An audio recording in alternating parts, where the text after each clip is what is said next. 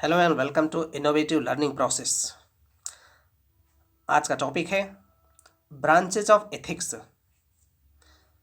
Ethics का अर्थ है नीति शास्त्र। यह एथोस से बना हुआ है जिसका अर्थ होता है रीति रिवाज या आचरण। इस प्रकार से एथिक्स के अंदर हम आचरण के पैमानों की जांच करते हैं या किसी आचरण को अच्छा या बुरा जज करने के लिए कुछ सिद्धांत का पालन करते हैं। इस टॉपिक में हम इसके डायमेंशंस को देखेंगे कि एथिक्स को किस प्रकार से क्लासिफाई किया गया है। मूलतः इसे 3 भागों में समझा जा सकता है। एक है मेटा एथिक्स जिसे हम अधिनीति शास्त्र कहते हैं। दूसरा है नॉर्मेटिव एथिक्स यानी मानकीय नीति शास्त्र। और तीसरा है एप्लाइड एथिक्स। इसके अंतर्गत सबसे पहले हम देखेंगे मेटा एथिक्स।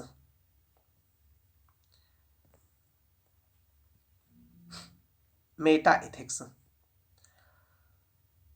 मेटा एथिक्स का तात्पर्य है यह किसी भी प्रकार से किसी कार्य को गलत या सही के रूप में पहचान नहीं करता है। जैसे उदाहरण के लिए चोरी करना सही है या गलत है, ये मेटा एथिक्स का पार्ट नहीं है। मेटा एथिक्स मूलतः यह तय करता है कि जिसे हम सही कहते हैं या जिसे हम गलत कहते हैं वो क्या है, अर्थात ये सही या गलत के स्वयं की परिभाषा को सिद्ध करता है। इस पर इसका कोई जोर नहीं होता है कि कोई कार्य सही है या गलत है, बल्कि ये उन मूल सिद्धांतों के विषय में ही बात करता है। इसको हम 2 भागों में डिवाइड करते हैं। एक है मोरल रियलिज्म और दूसरा moral anti realism. Moral realism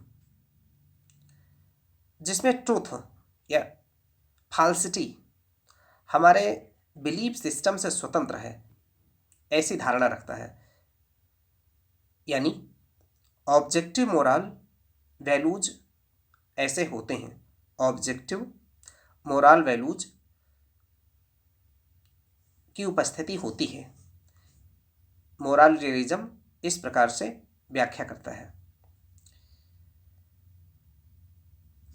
वहीं पर मोरल एंटी रियलिज्म इस प्रकार से इसके विपरीत एक धारणा प्रस्तुत करता है कि ऐसे कोई भी ऑब्जेक्टिव मोरल वैल्यूज मौजूद नहीं होते हैं और ये माइंड डिपेंडेंट होते हैं, यानी ये हमारे दिमाग के सोचने की क्षमताओं से पैदा होते हैं। इसमें कोई ऑब्जेक्टिविटी नहीं होती है। ये मेटा एथिक्स के बारे में ये है। दूसरा है नॉर्मेटिव एथिक्स यानी मानकीय नीति शास्त्र। मानकीय नीति शास्त्र एक मानकों की स्थापना करने का विज्ञान है। जैसे व्हाट शुड बी डन, ये क्या होना चाहिए, क्या किया जाना चाहिए, इसका निर्देश देता है। व्हाट शुड बी डन इस प्रकार से ये एक करने के लिए क्या हो इस प्रकार का निर्देश देने वाला सिद्धांत होता है। इसमें हम 2 भागों में इसे देख सकते हैं। कंसिक्वेंशियलिज्म यानी परिणामवाद, इसके अंतर्गत हम देखेंगे सुखवाद हेडोनिज्म।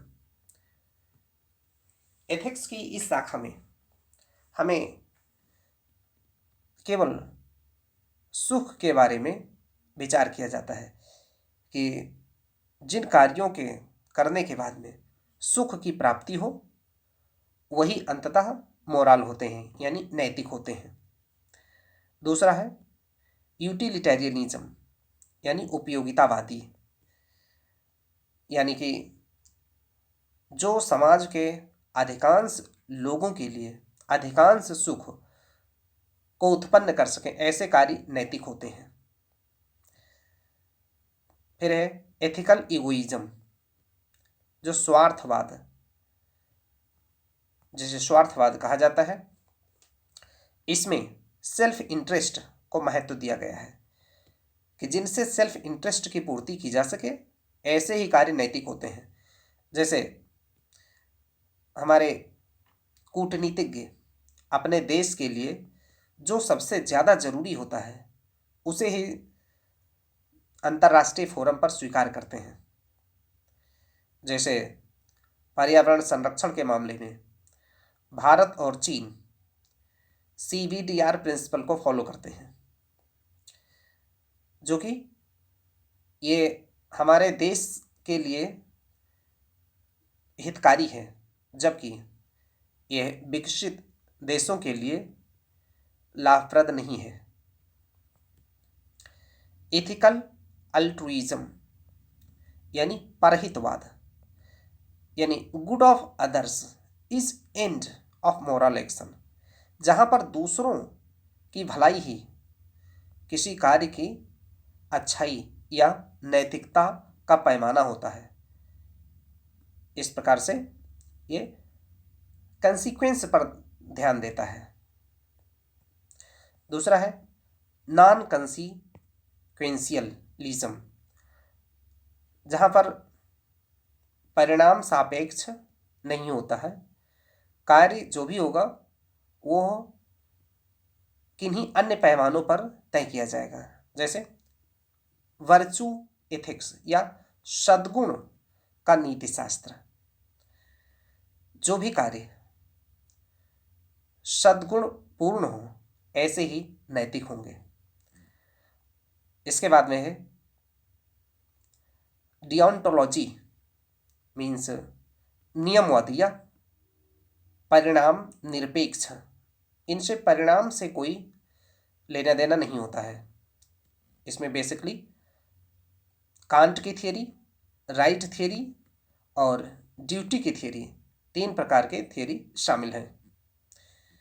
फिर है एथिकल रियलिज्म, एथिकल रिलेटिविज्म, यानी कि जो एथिक्स होता है वो रिलेटिव टर्म्स में उसकी व्याख्या की जाती है। हो सकता है कि कोई प्रथा भारत के अंदर मान्य है और जबकि किसी अन्य देश में वो अमान्य है, तो ये एक रिलेटिव टर्म है। नैतिकता की परिभाषा समाज सापेक्ष होती है, इस पर ये जोर देता है। मोरल इंट्यूशनिज्म, यानी कि अपने अंदर भी एक संस्था है, अंतः प्रज्ञा जिसे कहते हैं, और उसके अनुसार अगर कोई निर्णय लिया जाए तो वह नैतिक होता है। फिर है theory of justice, theory of justice, यानी किसी भी समाज में अगर न्यायपूर्ण निर्णय लिए जाते हैं तो वो अपने आप में मोरल होंगे।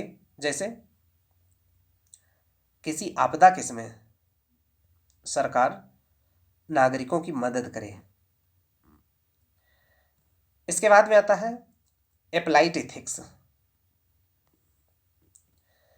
एप्लाइड एथिक्स के अंदर हम इस प्रकार से देखते हैं कि जैसे बायो एथिक्स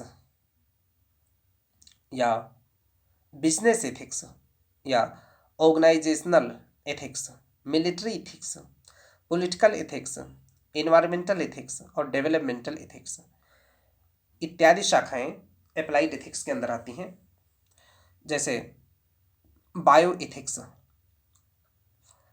और बिजनेस एथिक्स, आजकल इस पर ज़्यादा ध्यान दिया जाता है कि बिजनेस अगर किया जाए तो उसका समाज पर क्या प्रभाव पड़ता है, उसका सकारात्मक प्रभाव क्या होगा और साथ में उसका नकारात्मक प्रभाव क्या होगा। इसी प्रकार से पॉलिटिकल एथिक्स होता है, जहाँ पर एक राजनैतिक दल अपनी जिम्मेदारियों को वहन करते हुए एक सामाजिक कल्याण की भावना को प्रेरित करते हैं। ऐसे ही इन्वायरमेंटल एथिक्स है और डेवलपमेंटल एथिक्स, जिसमें जोर दिया जाता है कि हम पर्यावरण का दोहन इस प्रकार से करें कि हमारा पर्यावरण या उसकी कैरिंग कैपेसिटी किसी प्रकार से हैम्पर ना हो। और डेवलपमेंटल एथिक्स इसी से जुड़ी हुई है कि डेवलपमेंट आर्थिक विकास करने के लिए हम पर्यावरण का दोहन उस मात्रा तक करें जहाँ तक के पर्यावरण सुरक्षित रहे। इस प्रकार से ये एथिक्स की कुछ ब्रांचेज हैं और इन्हीं के आधार पर हम इसके नेक्स्ट वीडियो में डिटेल में चर्चा करेंगे।